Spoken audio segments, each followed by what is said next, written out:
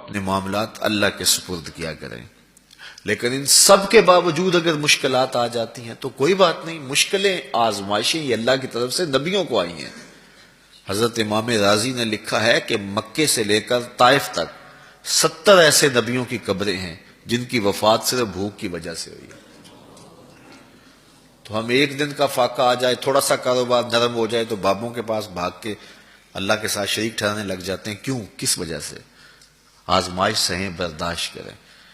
تو اوپر نیچے یہ دن بدلتے رہتے ہیں، دن پھرتے رہتے ہیں، ہر وقت جو ہے کہ جادو ہو گیا، ٹونا ہو گیا، سایہ ہو گیا، بندش ہو گئی ہے، ہر وقت اسی چکر سے ہم نکلتے نہیں ہیں۔ اللہ پر توکل رکھیں، وہ رزق دیتا ہے، وہ رزق تنگ بھی کرتا ہے، وہ رزق کشادہ بھی کرتا ہے، بندوں کو آزماتا بھی ہے، بندوں کو ڈھیل بھی دیتا ہے۔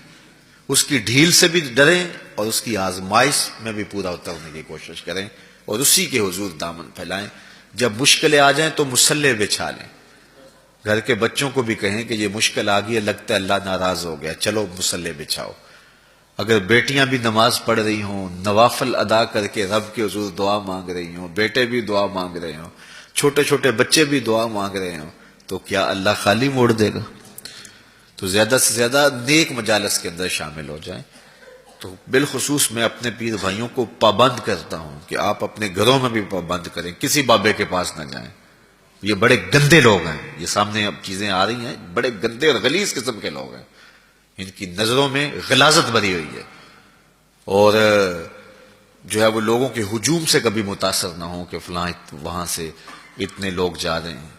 لا یصیر الباطل حقا بکثرت المتمسکین بہ، اگر کسی جھوٹ کے ساتھ، کسی باطل کے ساتھ زیادہ لوگ وابستہ ہو جائیں تو اس وابستگی سے باطل حق نہیں ہو جاتا۔ لوگ کہتے ہیں جی اتنے لوگ آ رہے ہیں، کچھ ہے تو آ رہے ہیں، تو جو بت خانوں میں جا رہے ہیں اتنے لوگ تو کچھ ہیں تو جا رہے ہیں، کیا مطلب یہ کوئی اب معیار ہے؟ تو جوہلا کا جمع ہونا، جوہلا کا کہیں جانا، یہ معیار نہیں ہے۔ معیار جو اللہ رسول نے دیا ہے ہمارے نزدیک بس وہی ہے۔ تو جب کوئی مصیبت بنے، مصلح بچھا کے دعا مانگو اللہ کی بارگاہ میں، نوافل پڑھو، صدقہ کرو، خیرات کرو، منت مان لو، روزوں کی منت مان لو، نمازوں کی منت مان لو، صدقہ کرنے کی منت مان لو، اور اللہ کے نیک بندوں سے جا کے دعا کرواؤ۔ غریبوں میں آپ رزق بانٹو، اس سے برکت ہوگی، اس سے پریشانیاں دور ہوں گی۔ رزق کم ہو گیا ہے تو غریبوں کو دو، لگتا ہے غریبوں کو دو گے تو اور کم ہوگا، نہیں، جب دو گے تو اللہ کے سچے وعدے آپ کو نصیب ہوں گے اور آپ کو برکت نصیب ہوگی، اس کے راہ میں دینے سے کم نہیں ہوتا ہے۔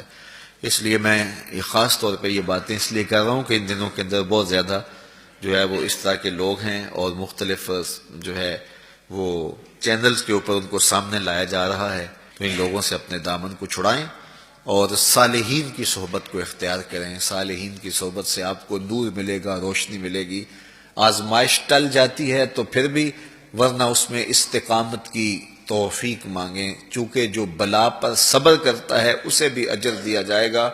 صحیح حدیث میں آتا ہے کہ اہل بلا کو قیامت کے دن جو صلہ دیا جائے گا تو دوسرے لوگ آرزو کریں گے کاش ہمارے جسم کو لوہے کی کینچیوں سے کاٹ دیا جاتا۔ تو یہ جو تکلیفیں آتی ہیں یہ گناہ اس سے جڑتے ہیں، اس سے درجے بلند ہوتے ہیں، اس سے اللہ کی قربت نصیب ہوتی ہے۔